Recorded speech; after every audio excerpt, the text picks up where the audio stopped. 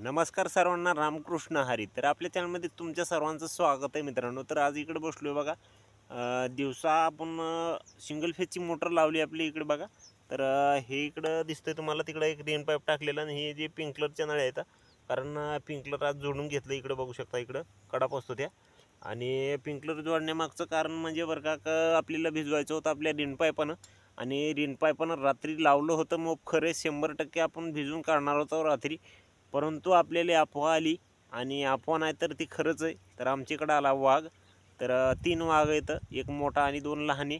तर वाघाची दहशत जास्त झाली आमच्याकडं. आणि रात्री एक वासरू सॉरी एक गाय खाल्ली, आणि परवा दिवशीच्या रात्री एक वासरू खाल्लं त्यानं. तर वासरू तर सोडवलं लोकांनी तिथल्या जवळच्या, म्हणजे जास्त लोक होते तिथं, त्याच्यामुळं भिले, म्हणजे वाघ भिले ती. आणि त्यांनी जाळ केला असेल किंवा काय केलं असेल, तर त्यांनी अटॅक करून त्यांनी पळून लावले. आणि ते वासरू तोडलं, त्यानं खाल्लं काही. आणि रात्री तर गायच खाल्ली म्हणा. तर आमच्या शेजारी गावाला एक 8-10 किलोमीटरच्या अंतरावरती आहे बघा ती. आणि आपल्याकडं तर संध्याकाळची लाईट आहे. तर ह्या MSC आम्हाला दिवसा लाईट द्यावी एवढीच आम्हाला अपेक्षा आहे त्यांच्याकडून. परंतु दिली तर ठीक आहे, नाहीतर आपलं संध्याकाळचं तर भिजवावंच लागेल म्हणा, कारण आपलं पीक हातातोंडाशी आलेलं सगळं वाया जाईल त्याच्यामुळं.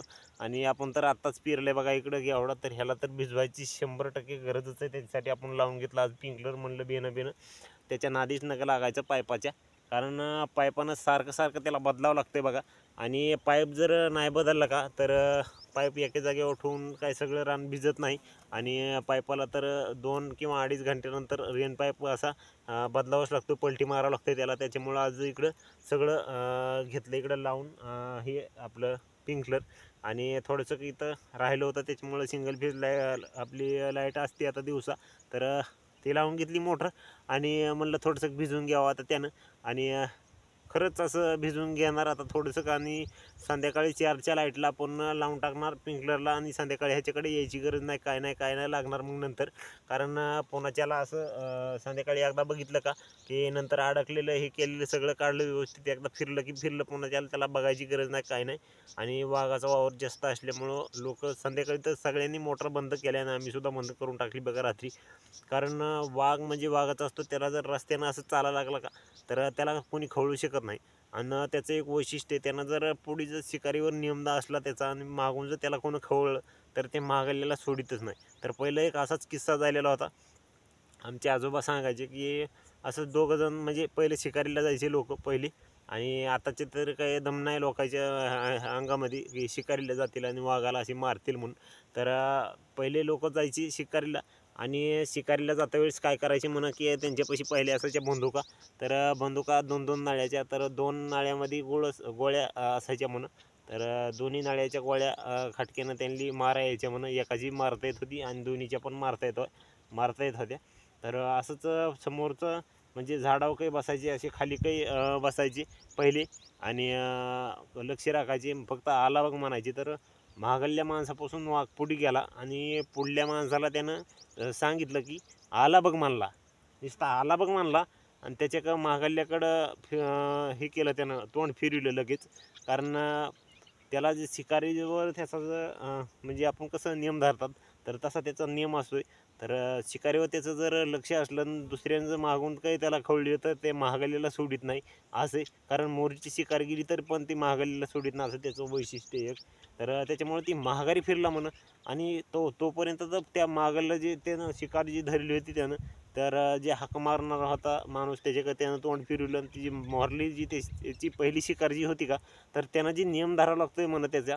तर त्याच्या हे केलं, तर त्यानं नियम धरून असं हाणली गोळी, की त्याच्या जे ही काही झाली मागून, जी त्यानं गोळी मारली ती मोरून डोक्यावाट निघून गेली. म्हणजे त्याच्या नळावाटा असं मागून गोळी निघून गेली. आणि ते मोरला जी मागली जी शिकार होती त्याची, तर त्या पाठीमागल्या माणसाच्या ह्याच्यावर अंगावर गेलं.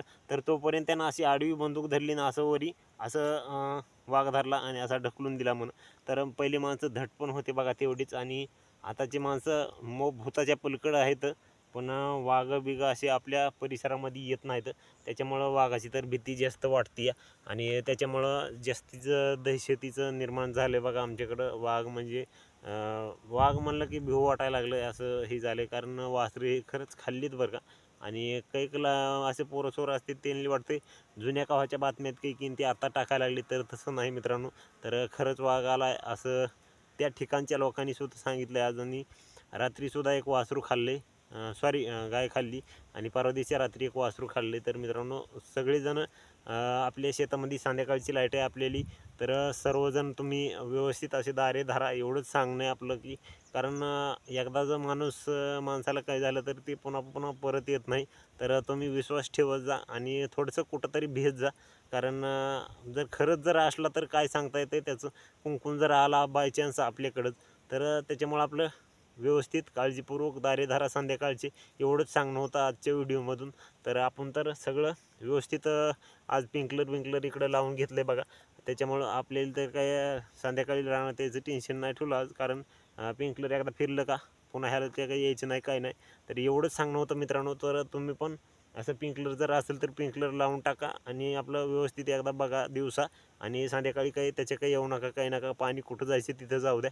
तर एवढी 4 रोज त्याची अफवा जाऊ असतो, म्हणजे ते वाघ वनरक्षकवाली धरून नेऊ असतो. तुम्ही तेवढं व्यवस्थित राहा. तर एवढंच सांगणं होतं. तर चला भेटू दुसऱ्या व्हिडिओमध्ये, तोपर्यंत आपली स्वतःची काळजी घ्या. रामकृष्ण हरी. जय जवान जय किसान. धन्यवाद.